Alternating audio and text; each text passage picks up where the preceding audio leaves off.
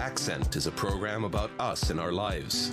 Each one of us belongs to a certain ethnic group, nation, and culture. From early childhood, we learn to perceive the world with the help of our native language, customs, and traditions. As we go about our daily lives, run errands, go to work, attend school, we all become one entity. We become a society, the citizens of our country. This nation lives among the endless forests. Its culture is unique and comes from ancient times. They really like potatoes, and because of that their neighbours call them bulbash, the potato eaters. Of course, this episode of The Aссеnt is about Belarusians living in our large country.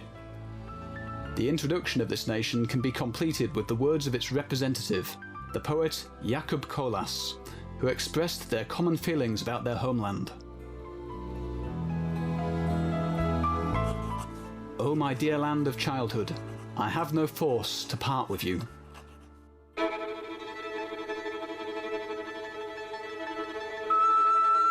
The history of Belarus-Kazakh relations is long. The Belarusians moved to Kazakhstan lands in the late 19th or early 20th century following the abolition of serfdom and the law on voluntary movement of rural citizens and bourgeois to the state-owned lands. The migration process increased after the Stolypin agricultural reforms and the opening of the Siberian Railroad in 1849. The first Belarusian families arrived in eastern Kazakhstan from Belarus's Mogilevskaya province. The first Belarusian community appeared in Kazakhstan at the same time. The new wave of the Belarusian migration was caused by evacuation in the early days of the Second World War. Around 11,000 workers and managers were evacuated from Belarus and found shelter and work in Kazakhstan. Tens of thousands of peasants and agriculture specialists went to Kazakhstan during the Virgin Lands project.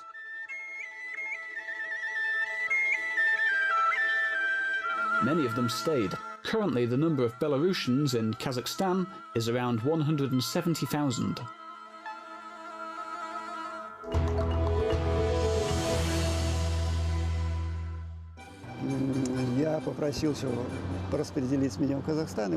I asked to be sent to Kazakhstan, and so here I am. First, I was working here at the invitation of the student construction crew. I liked it here, met my future wife here, and after graduating from the institute, I stayed here in Kazakhstan. And I've been living here since 1967. My family is here, and my children, my grandchildren. I settled here. When at the age of 16 and still in school, I got my first passport. While in Ural, I didn't feel comfortable saying that my place of birth was Vasilyevska. I translated it from Belarusian and called my village Vasilyevskaya. I enrolled in the Sverdlov Railway Institute. Although I was always dreamed of being a journalist, eventually I became one and got married there, and my husband happened to be from Kazakhstan.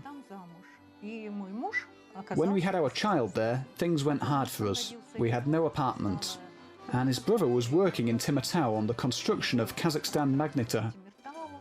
He worked at the carbide plant as one of the leading specialists, and he invited us to Temirtau because they already had 2 apartments. They were young specialists, so they gave one of their apartments to us. My husband started working at the carbide plant, and we got our own apartment very fast. In 2 years.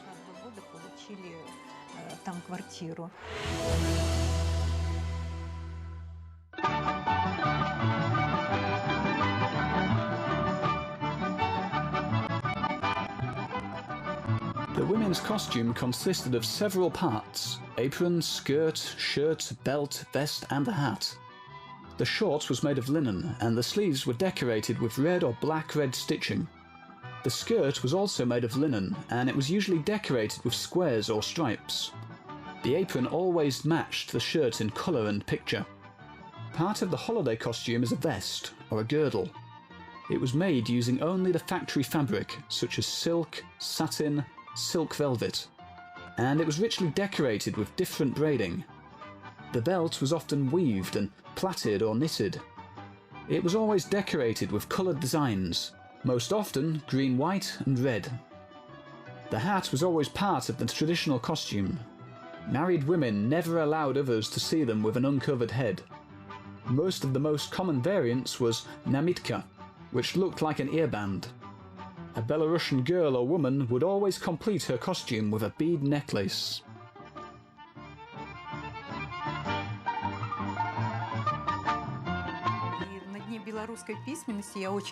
On Belarusian Writing Day, I really liked the traditional costumes, but unfortunately, compared to the Kazakh traditional costumes that are still not considered as ethnographic things but household things, and anyone can take it out of the closet and put on the Kazakh traditional costume. Национальный белорусский костюм повседневно так широко не используется. The Belarusian traditional costume is not widely used every day, but some of its elements are used. And of course, an important component for the woman is the traditional costume is the hat. The hat for the Belarusian woman can be both an embroidered band, which is similar to the Lithuanians, and the handmade hat. The Belarusian traditional material is hay. We have a lot of linen, and I always bring a lot of linen with me from there that I give out to everybody. Tablecloths, table napkins, towels. I also bring wooden jewellery boxes decorated with hay and other hay products. And I also brought these hay rings with me from the Dell of Belarusian writing. You wear it like this, as the princesses used to wear it before. Обручи соломенные, вот с Дня белорусской письменности я привезла. Вот так они носятся, как раньше. It's golden or decorated with semi-precious stones. They wear the hay like this in Belarus. This way I was walking around on Belarus Writing Day, because it's only a hint of the Belarus traditional women's dress. Антураже, можно сказать, потому что это, конечно, только намек на белорусский национальный женский убор.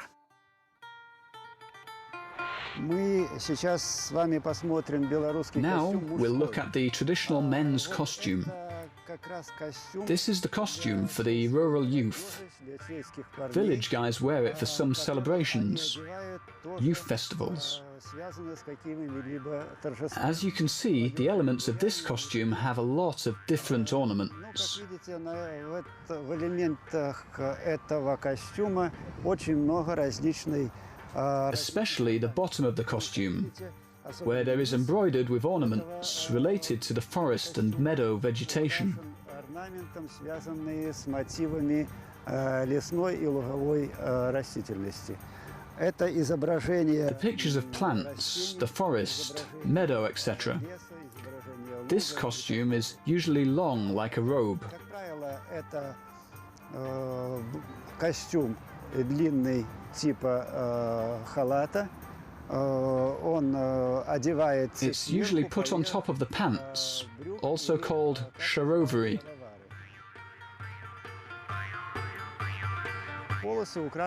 The stripes are also decorated with different ornaments related to the forest theme, which is the land where they live. The shirts of the richer population. This is an everyday shirt. As you can see, it has a tall collar and is decorated with ornaments, but more modestly. For celebrations, people dress with much richer ornaments.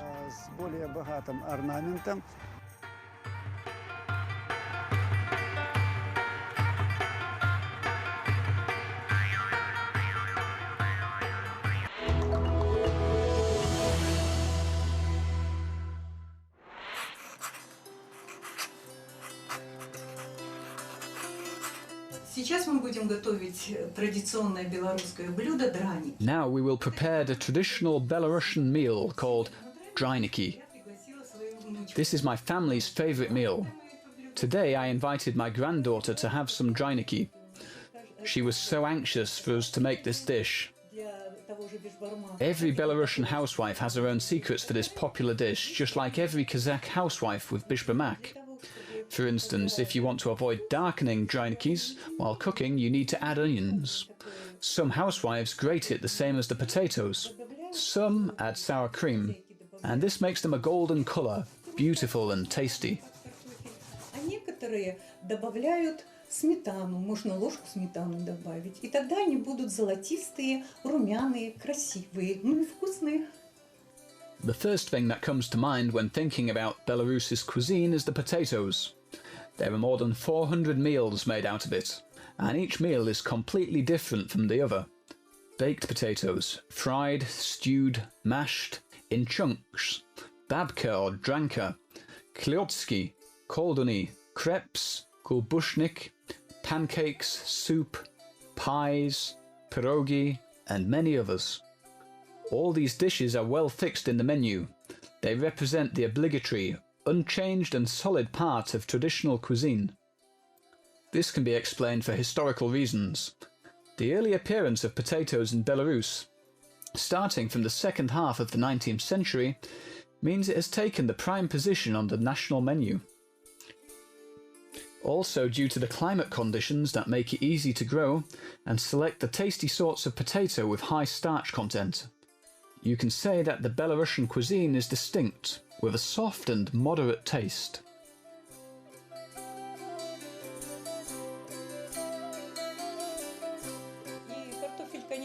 The potato is such a big part of Belarus's traditional cuisine, largely due to the country's climate. For instance, wheat doesn't get as ripe here as in the south in Ukraine, but potatoes grow very well. Of course, the potato isn't number 2 meal, but number 1 for Belarusians. The word potato in Belarus is bulba, and people even call us bulbash because of it. But we don't get offended by that, because we love potatoes, and no matter how far a Belarusian is from home, the most important thing for us is to have potatoes, and the Belarusian will be able to survive anywhere in the world. Well, perhaps my favourite potato meal is dryniki, because I think it's the most interesting potato meal.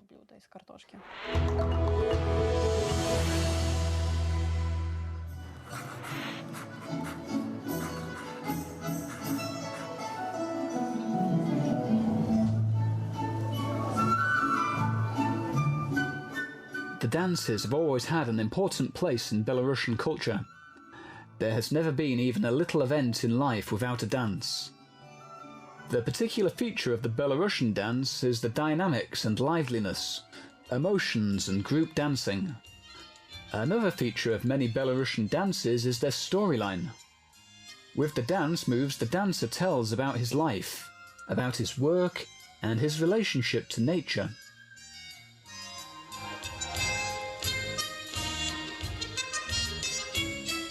You can tell that almost all Belarusian dances are in pairs.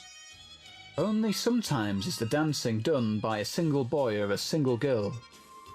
The brightest and simplest Belarusian dance is the circle dance, and its derivatives. Belarusian folk dances are really unique.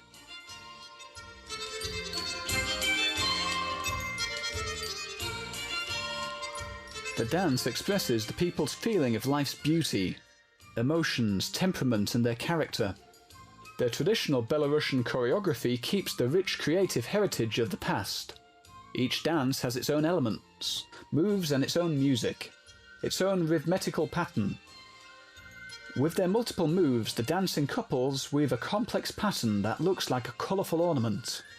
The moves are wide, free, perfect.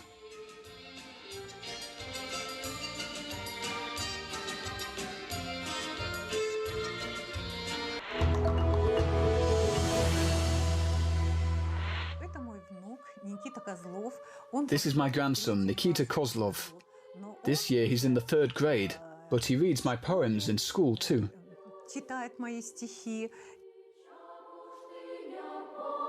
Lyubov Shashkova.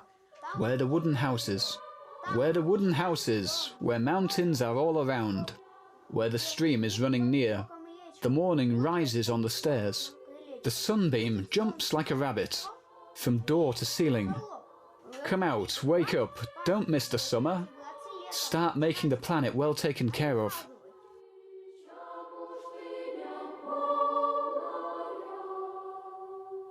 And we're used to writing with pens.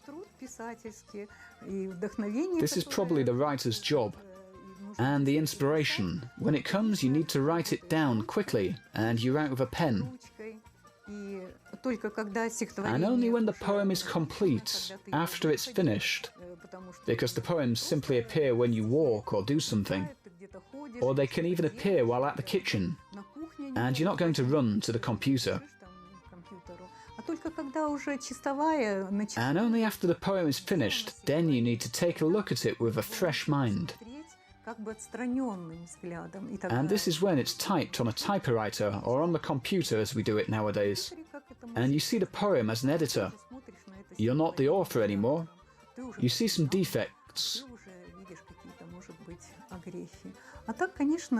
I love writing with pen because it brings some nostalgia from my childhood, when we had calligraphy classes and we would write everything beautifully.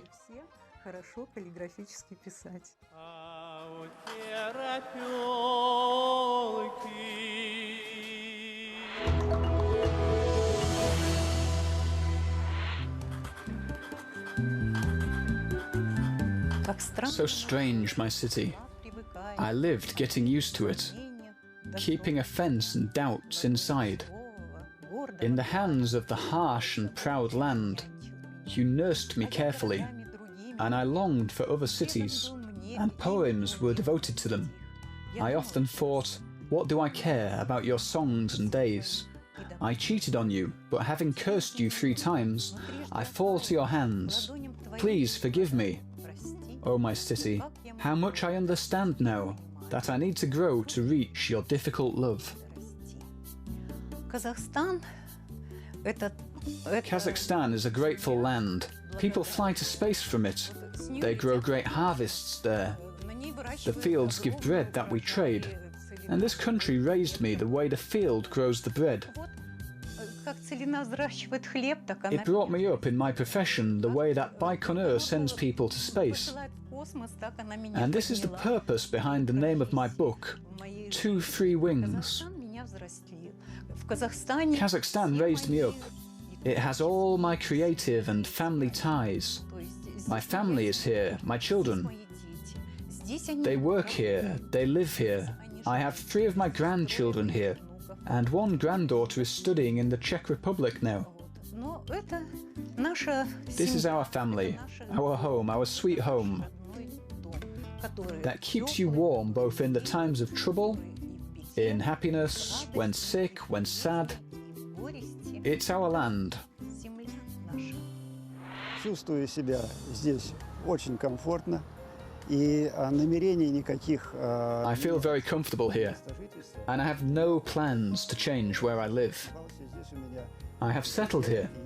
My family and friends are here, and I should say that I have a lot of good friends among Kazakhs, that we share news and share problems and happiness with them. So I consider myself a full citizen here. Kazakhstan is my home. Считаю себя полным, так сказать, полноправным и гражданином, и моя родина – это Казахстан. Motherland for me is the place where you're born and raised, the place that has most of your memories since childhood and youth, the place where everything begins, the place that is linked to our future life wherever you happen to be later on. And of course, my motherland is Kazakhstan. И моя родина – это, разумеется, Казахстан.